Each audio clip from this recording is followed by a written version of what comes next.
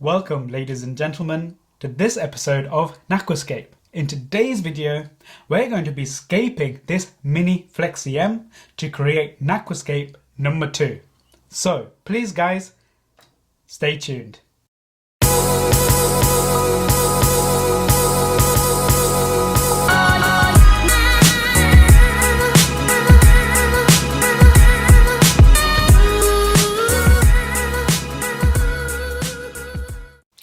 Hi, so we're going to create an Iwugami style aquascape today with this small nano aquarium, which is a mini Flexi M.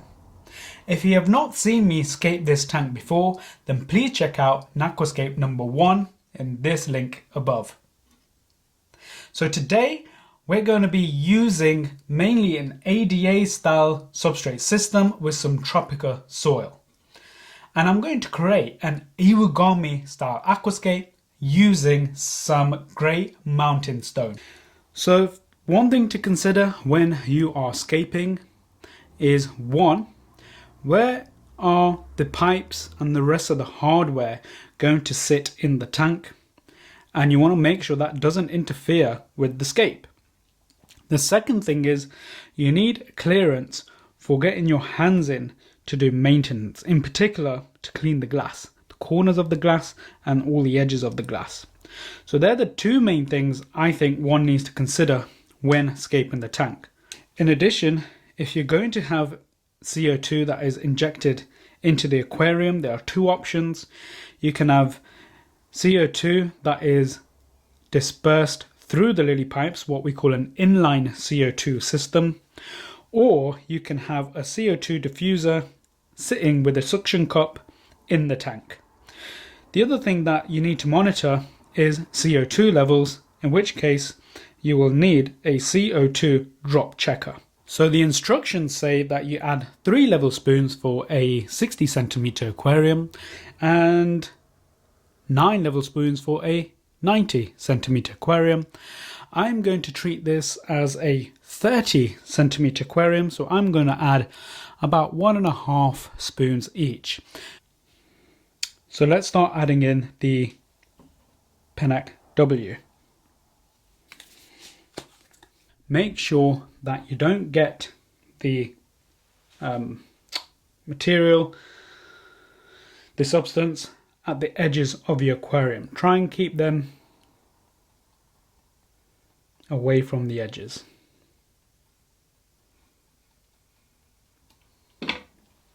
Just to note that you can add this to the very bottom of the tank, or you can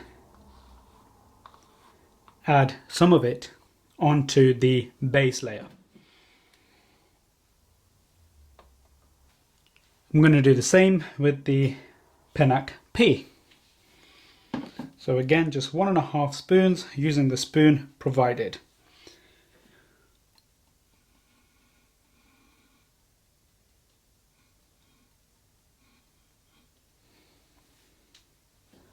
Now you can either add the back to 100 or the tourmaline BC at this stage, or you can add your base layer substrate and then add both of these additives on top. I'm going to add these to the bottom of the aquarium at this stage. I've done it both methods and I've got the same results. To add back to 100, it's recommended that you add 3 level teaspoons per 2 liters of power sand. So you can't overdose on back to 100, so I'm going to go for 2 level spoons for the amount of power sand that I'm going to add to the aquarium.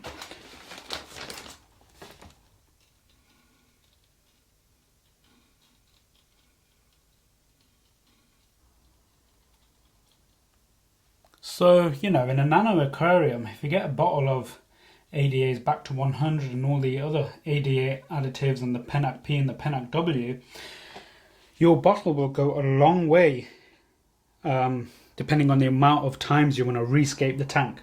Even if you make a mistake, you know, you can still start from fresh, and you're not wasting too much material compared to if you have a bigger tank where you're going to have to use a lot more of the additives. Next up is tourmaline BC, and for tourmaline BC you want to add 10 spoons for a 60 centimeter tank. Therefore, because I'm going to treat this as a 30 centimeter tank, I'm just going to add 5 spoons. So I'm just adding the last spoon of tourmaline BC. So this is really an ideal supplement. It's not necessary, but it is ideal for addition to your substrate system. It contains boron, and aluminium, iron, magnesium, and a little bit of lithium. These ions really improve the uptake of aquatic plants, and basically by supplementing the substrate layer with these minerals, the little hair filaments that you get off the roots can absorb these minerals straight away. So it gives the plant a really good kickstart. Okay guys, so now it's time for me to add the base layer, the substrate layer, and I'm using ADA's Nature Aquarium Power Sand Advance. This blend of power sand contains clear super and also Bacter 100. I've already added some Bacter 100 into the aquarium just so we can really kickstart the cycle and get the beneficial bacteria going into the substrate system. So let's add the Power Sand Special S. So guys, I just wanted to show you what's in the Power Sand Special S. So if I just tip a bit into my hand,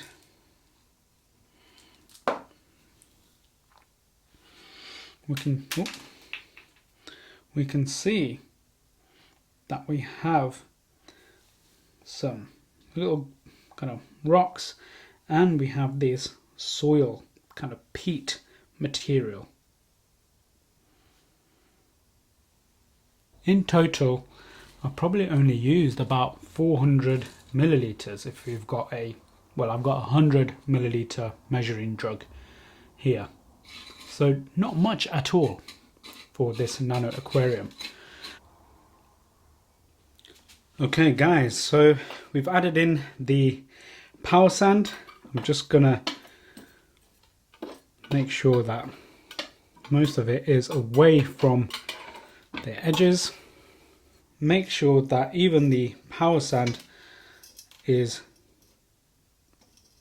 graduated towards the back area there.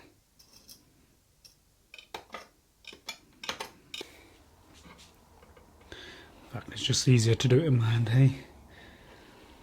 There we go. Needless to say, make sure your hands are clean, because if you've got any chemicals and all that on your hands from, I don't know, doing some housework or washing the dishes or whatever, you don't want that in your aquarium. Some people wear gloves just because if they're routinely scaping, then they can get grubby hands like I have. Okay guys, so we're now ready to add the soil. For this aquarium, which is a nano aquarium, we're going to be using Tropica's aquarium soil powder. It's a finer grain compared to the aquarium soil. The reason I want to use a finer grain is because it'll make planting small carpeting plants easier. So easier to plant, sorry, when we've got smaller grain soil. In addition, using a smaller grain soil because it's a nano aquarium, so it's more aesthetically pleasing. So just a tip, I never open up the whole bag of the aqua soil. I just snip off a corner, so then I can either pour it into the aquarium directly if we're using a big aquarium, or I can pour it into the jug for this purpose because we're just using a small aquarium.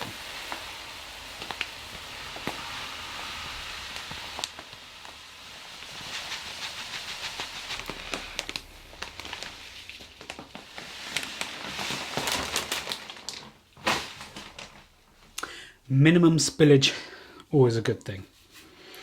So I've got around about 1 litre of aquarium soil for this mini Flexi M tank.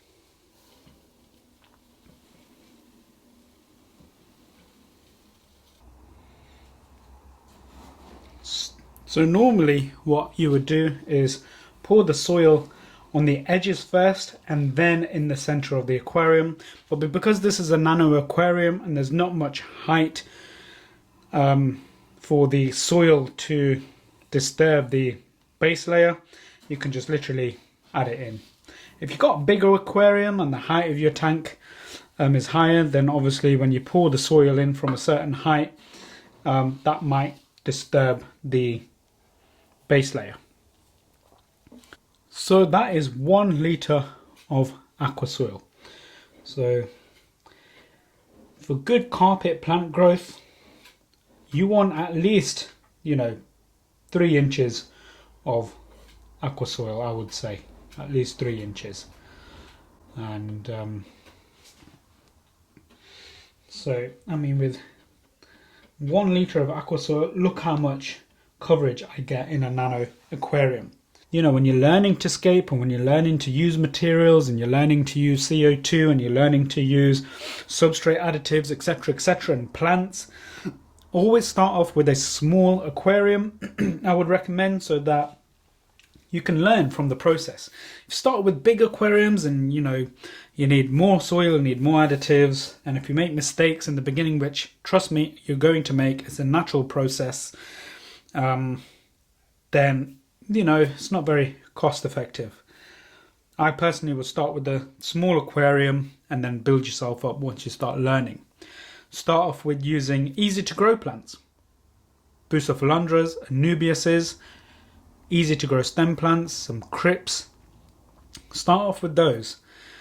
When you get more comfortable growing plants, add CO2. When you become more comfortable having CO2 and how to manage CO2, how to add CO2 to your aquarium and play with the flow rate of the CO2 and adjust bubble counters and add bubble counters, etc., then start looking at growing more advanced plants.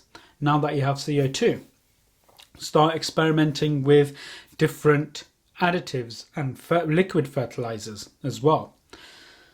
It's a growth process and it's a journey, this hobby, so I would always start off small. And you can get small Opti-White glass aquariums, so that's really good in order to get a really good look for your aquascapes.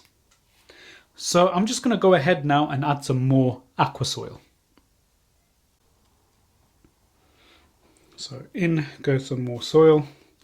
Now that I've got a layer of soil on, I can just literally pour this in. So it's another litre of the Tropica soil powder. Just added half a litre, see how we get there. I'm going to do this with my hands. I'm going to graduate the soil towards the back. At the moment, I just want a kind of a bottom layer of aqua soil at the moment. Once the hardscape's in, I can then start to scape or shape the soil. So I still think we need more, so I'll add the remaining half a litre.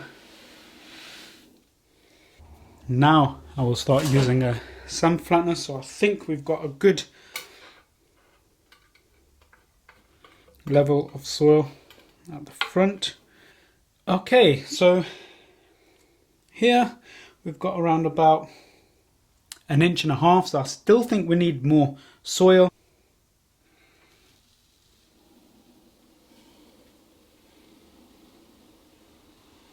Okay guys, so in total I've just added now 3 litres of the soil, and I've just used a sand flattener just to try and flatten it as much as possible. It doesn't need to be perfect because I will be adding some scape and then topping it up with a little bit of soil in addition.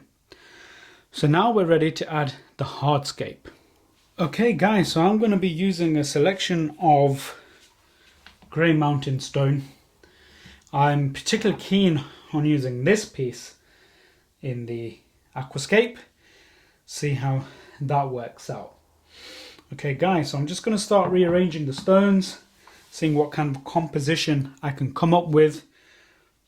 And I won't talk you through the process. Kick back, listen to the background music while I create a composition.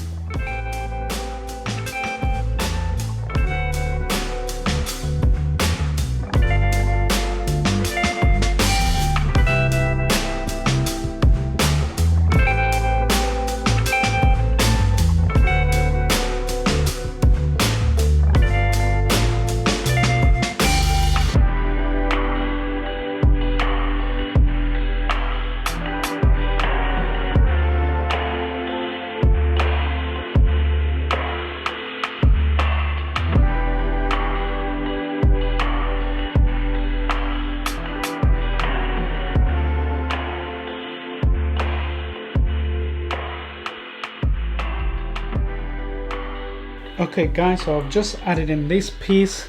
Now I've chosen a piece of stone underneath, as you've just seen in this video, to support this piece so I get more of this angle coming here.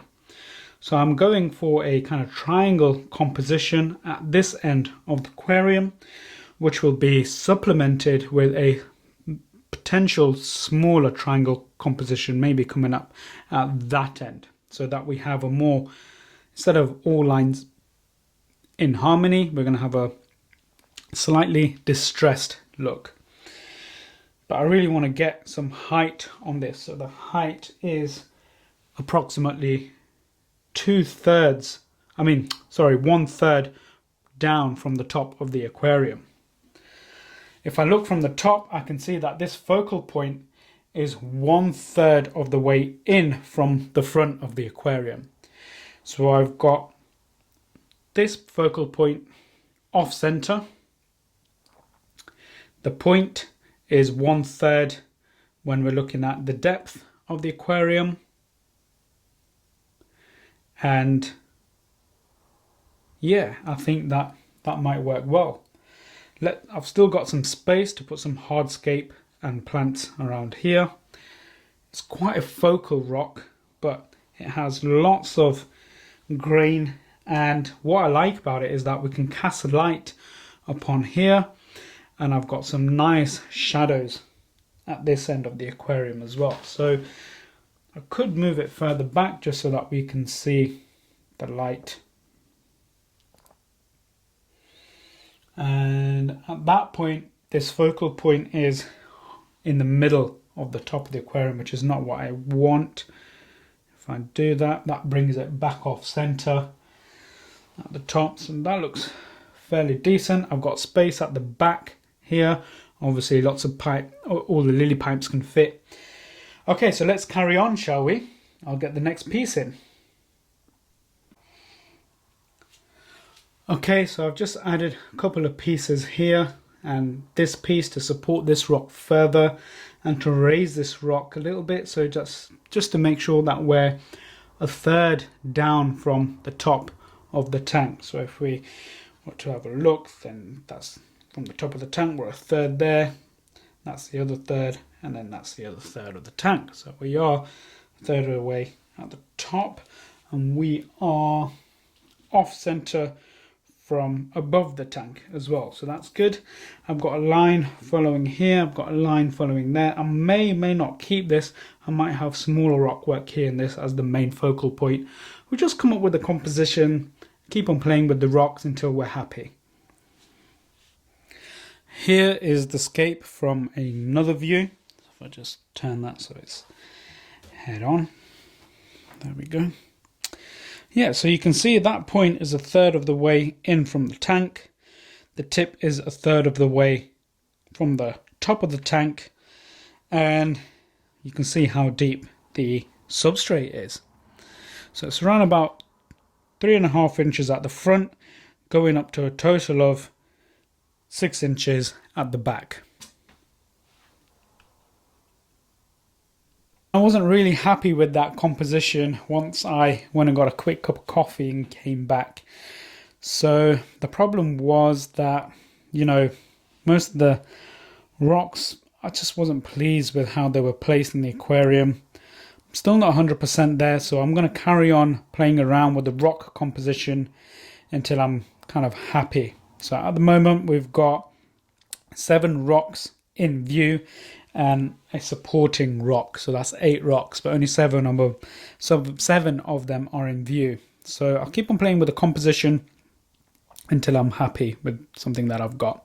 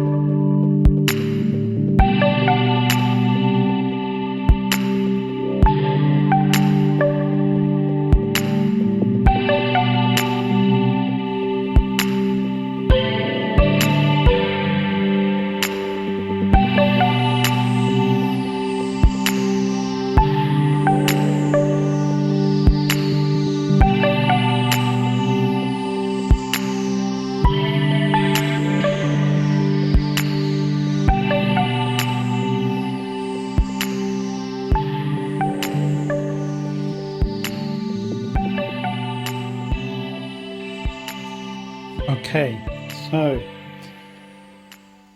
finally I think I've come up with a composition that I like for now. We'll see how we get on with planting this aquarium. My rationale now for changing the composition is just this area just seemed too ordered. So I wanted to create a bit of disorder to that, and I think I've achieved that by creating this zigzag pattern as we come in from the scape. So if I just take the camera, so this zigzag pattern here, just to create a little bit of this disorder, make sure things aren't too in parallel, too symmetrical and too ordered. So a little bit of disorder there, just by staggering the rocks a little bit apart, so one's near, one's further out, one's back in, or maybe in between. That might provide a better composition. Here again, supporting rock, we've got a bit of, here again, supporting rock, and we've got a bit of disorder here. Because in nature things aren't really ordered apart from the strata of the rocks, which actually mimic the way nature has shaped the rock.